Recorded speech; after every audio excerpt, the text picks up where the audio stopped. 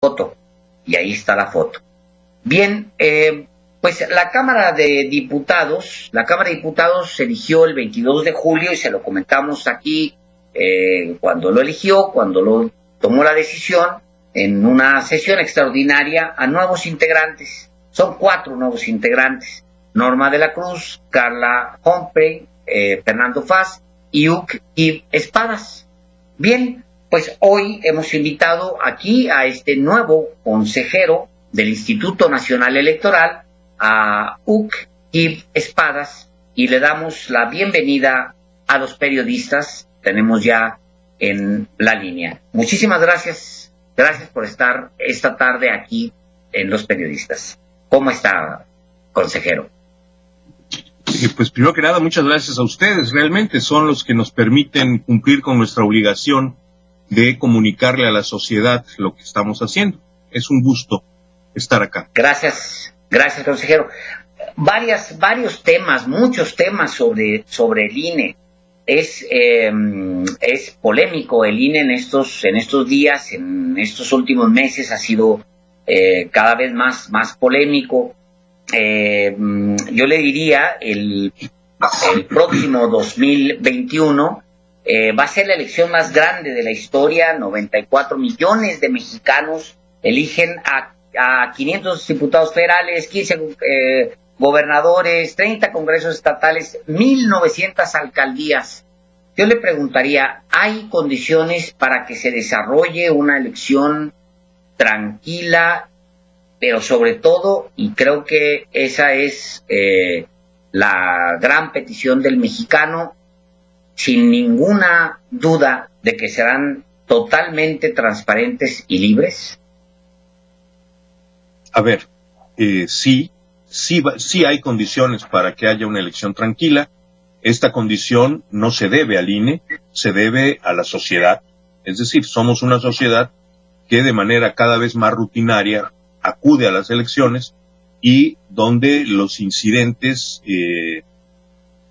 en el propio proceso, eventos de violencia o cosas de ese tipo, son realmente raras excepciones. En cuanto a una elección libre, me parece que también.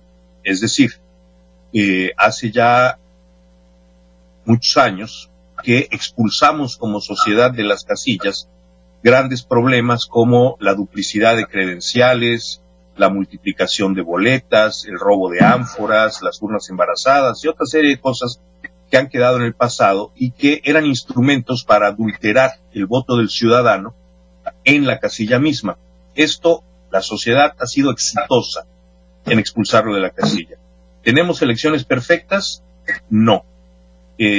Tenemos elecciones que tienen que avanzar todavía en una gran frontera, que es la frontera del dinero. Necesitamos desarrollar como instituciones, no solo el INE, sino en conjunto con otras instituciones, la capacidad para que el dinero ilícito que pretenda entrar a las campañas sea detectado y sancionado.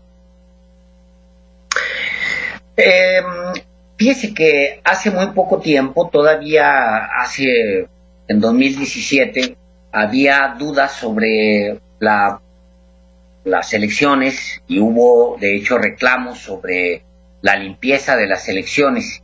Y durante este periodo que lleva Andrés Manuel López Obrador en la presidencia de México, ha puesto mucho énfasis en, él mismo ha dicho, yo seré guardián de que sean elecciones sin fraude electoral. Es una consigna. Él ha padecido en el pasado fraudes electorales y lo tiene como consigna, no permitir una vez más fraudes electorales, al menos en su mandato. Y fraudes electorales, le pregunto a usted, ¿es posible que existan en este INE y en las actuales condiciones? A ver, un fraude electoral, entendido como la adulteración directa de los votos emitidos, no. Si extendemos el criterio de fraude electoral a la introducción de dinero ilegal a las elecciones, que me parece expandir demasiado el término de fraude, pues sí, yo diría que en todo caso, no habiendo el riesgo de un fraude en las urnas, seguimos bajo el riesgo de la adulteración de las elecciones por el uso de dinero ilícito, o por el uso ilícito de dinero incluso. Sí, el INE tiene otro cuestionamiento que es público, sabido, y que también el mismo presidente lo ha potenciado, digamos, en sus conferencias de prensa matutinas, y cada vez que tiene oportunidad en realidad de hacerlo, lo hace. Cuestiona el gasto excesivo, una democracia cara, la mexicana, y el gasto excesivo también de los partidos políticos. Obviamente esto pasa por el Congreso, obviamente esto pasa también por los legisladores, pero usted siente, consejero Espadas, que hay al interior del mismo instituto una conciencia de que pues es una democracia bastante cara para un pueblo que tenía 53 millones de pobres, y seguramente se le van a sumar otros más con esta crisis. ¿Hay esa conciencia al interior del INE de que tiene que hacerse más delgado y más eficiente? A ver, ese es un esfuerzo permanente que creo que tendrá que acrecentarse de manera muy notable en la situación económica que se viene encima del país para el próximo año. Es decir, la recaudación fiscal de este año y del año que viene se van a ver significativamente disminuidas por las condiciones económicas generadas a partir de la pandemia. Eso quiere decir que va a haber menos dinero que gastar. Me parece que el instituto tendrá que hacer un esfuerzo por reducir su presupuesto en consecuencia. Sin embargo, creo que el instituto no puede poner en riesgo su obligación fundamental de garantizar elecciones limpias y auténticas a este país. Eso quiere decir que no se puede hacer un recorte en seco del cual derive una necesidad de reducir gastos en todos los aspectos. Pongo el ejemplo que me parece más emblemático de esta condición. Efectivamente, la credencial de elector mexicana es quizá el documento de identidad más caro del mundo. Sin embargo, esto no fue una ocurrencia de alguien, no fue que se quisiera tener una exquisitez o que se hiciera un negocio y a partir de eso se decidiera tener una credencial cara. Esta credencial cara es el resultado de una resistencia de la sociedad al fraude electoral que durante décadas involucró documentación oficial. Hoy la credencial de elector es un documento infalsificable a cargo de una autoridad autónoma, cosa que no existía hace 40 años en este país y que fue cambiando gradualmente. Es decir, no llegamos al actual costo de la credencial de elector de manera caprichosa, sino que respondió a necesidades muy concretas de la sociedad para evitar el tráfico de credenciales y con él el fraude electoral. Hay otros rubros que... Dígame. ¿Usted considera, consejero, que este INE es un INE que responde al contexto de austeridad que se imprime desde el gobierno, pero desde antes incluso de la pandemia? ¿Usted cree que este INE responde a ese contexto de austeridad?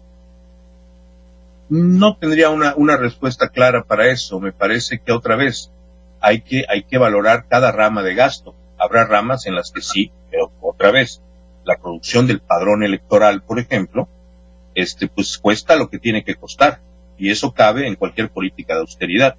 Habrá otras cosas que no. Por ejemplo, en el mismo terreno, la impresión excesiva de padrones electorales que de por sí son muy caros.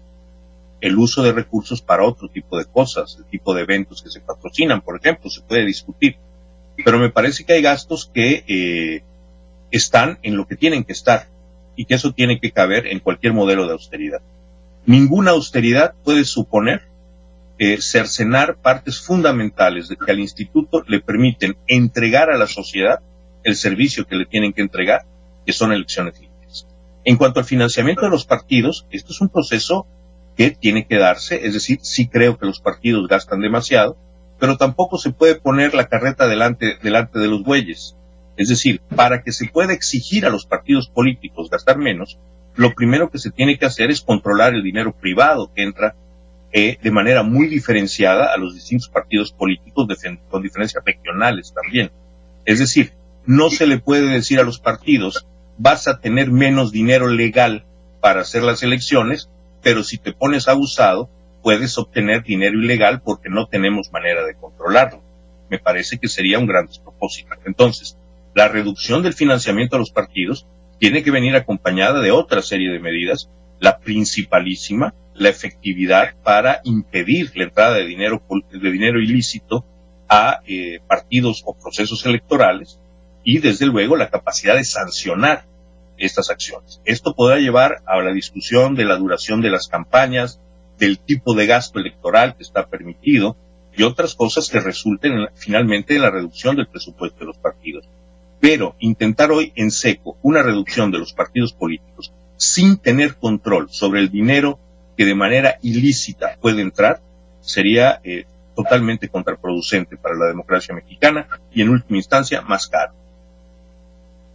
¿Por qué yo entro a redes y muy seguido me encuentro el fuera Lorenzo Córdoba? ¿Por qué hay esta percepción o esta campaña casi permanente? Fuera Lorenzo Córdoba, fuera. Ahorita mismo estoy viendo aquí en el chat de los periodistas, en el de YouTube, pero es recurrente. Le pregunto esto y además se lo pregunté antes que a usted, a dos consejeros más de los nuevos que acaban de entrar.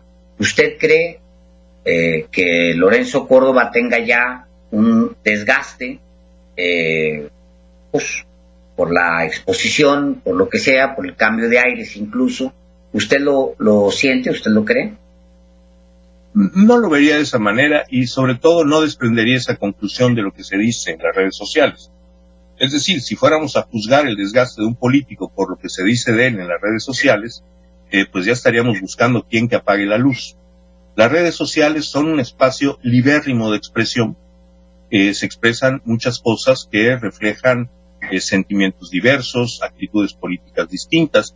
En fin, no creo que sea un patrón de medida el nivel de crítica que un funcionario tiene para concluir de ahí que tiene desgaste para ejercer su función.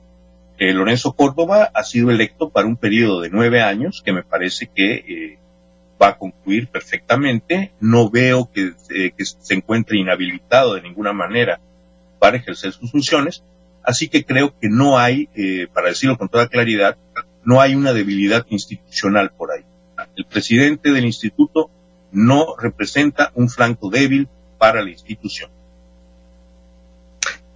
Le agradezco mucho, consejero Uc-Kib Espadas. Le quiero preguntar algo desde que leí su nombre por primera vez. ¿De dónde viene su nombre? Mi nombre es la fecha del calendario maya en la que nací. El calendario maya se llama Tzolkin en maya y es un calendario de 260 días. Una vieja costumbre quiché era darle a los hijos varones el nombre del día en que nacían. Y bueno, hay otro detalle y es que el calendario maya tiene solo 260 días, en consecuencia yo tengo como 116 años de edad. Ándele, muy bien, pues muchísimas gracias, un enorme gusto tenerlo aquí en Los Periodistas. Muchísimas gracias. Muchísimas gracias, el gusto fue mío. Gracias, buenas tardes.